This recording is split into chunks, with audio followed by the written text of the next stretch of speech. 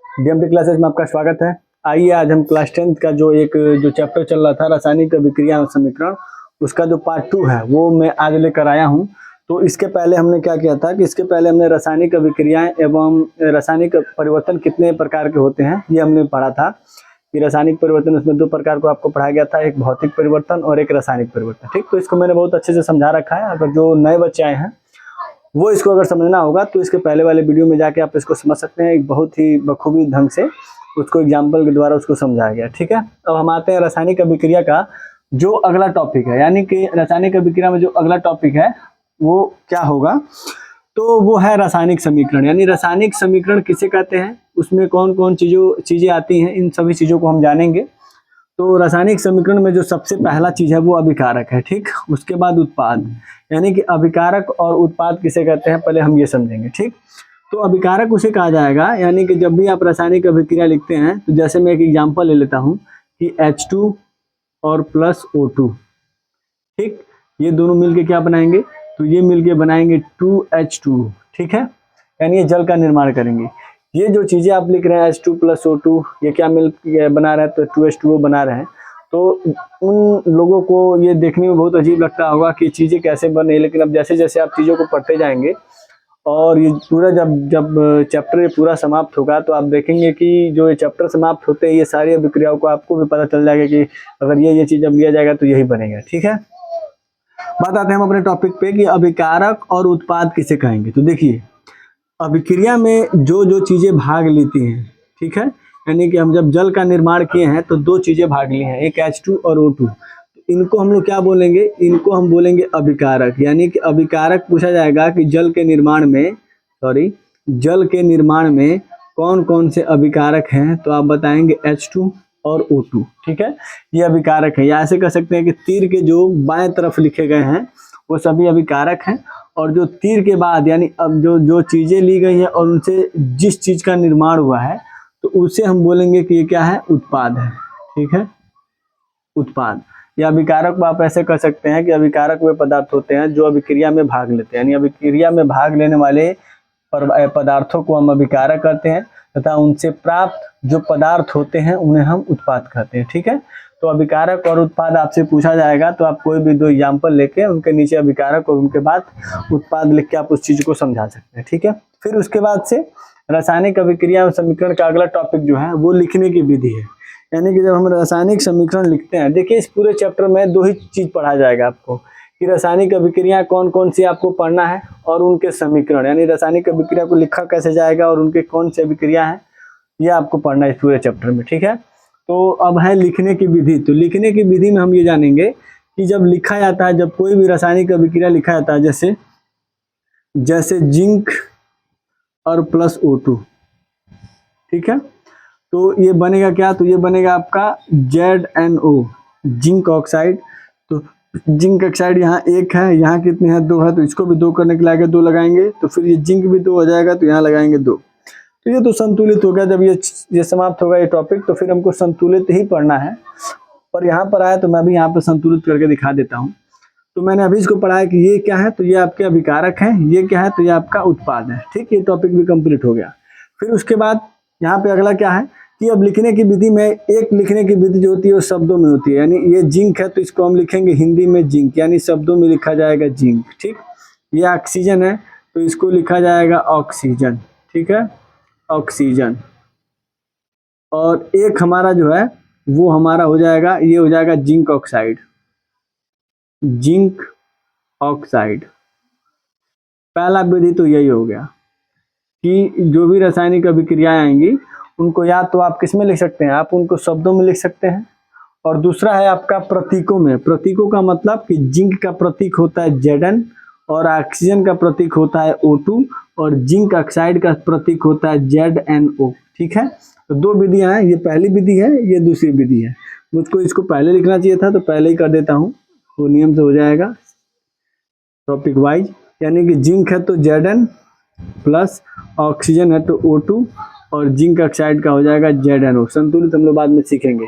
तो ये हो गया आपका रासायनिक समीकरण लिखने के लिए का अभिकारक किसे कहते हैं, उत्पाद किसे कहते हैं, और दूसरा लिखने की विधि में कि पहला हम लोग शब्दों में देखे हैं कि शब्दों में कैसे लिखा जाता है किसी अभिक्रिया को, और दूसरा प्रतीकों में, यानी उसी चीज को प्रतीकों में अगर लिखना होगा तो हम उसको कैसे लिखेंगे। ठीक है, अब हम आते हैं अगले टॉपिक में, यानी कि रासायनिक समीकरण का जो अगला टॉपिक है वो क्या है। ठीक है, आइए अब हमारा अगला टॉपिक आ चुका है रासायनिक समीकरण को संतुलित करना। मेरा टॉपिक नहीं बल्कि ये कॉपी का एक किताब का टॉपिक है। अगर आप रासायनिक अभिक्रिया एवं समीकरण का जब आप चैप्टर स्टार्ट करेंगे तो आपको ये चीजें जरूर फेस आएंगी कि आपको सामना करना पड़ेगा, और ये एग्जाम से ही रिलेटेड है, यानी एग्जाम में जो इंपॉर्टेंट चीजें हैं जो एग्जाम में आपसे पूछी जाएंगी वही मैं पढ़ा रहा हूँ। अगर आपको नहीं विश्वास है तो आप जाके अंशाल में दे सकते हैं, इससे बाहर आपसे कुछ भी नहीं पूछा जा सकता है। ठीक है, तो रासायनिक समीकरण एवं संतुलित में हमको ये सीखना है कि सबसे पहले तो आपके दिमाग में यही होना चाहिए कि जो अभिकारक, यानी अभी मैंने समझाया कि ये सभी अभिकारक होते हैं और ये आपका उत्पाद होता है।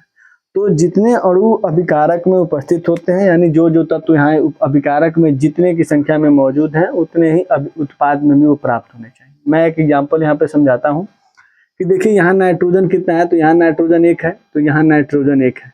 तो केवल अगर यहाँ नाइट्रोजन होता, एक नाइट्रोजन इधर है एक नाइट्रोजन इधर है, तो इसका मतलब जो हमारा रासायनिक समीकरण है वो पूर्ण रूप से संतुलित है।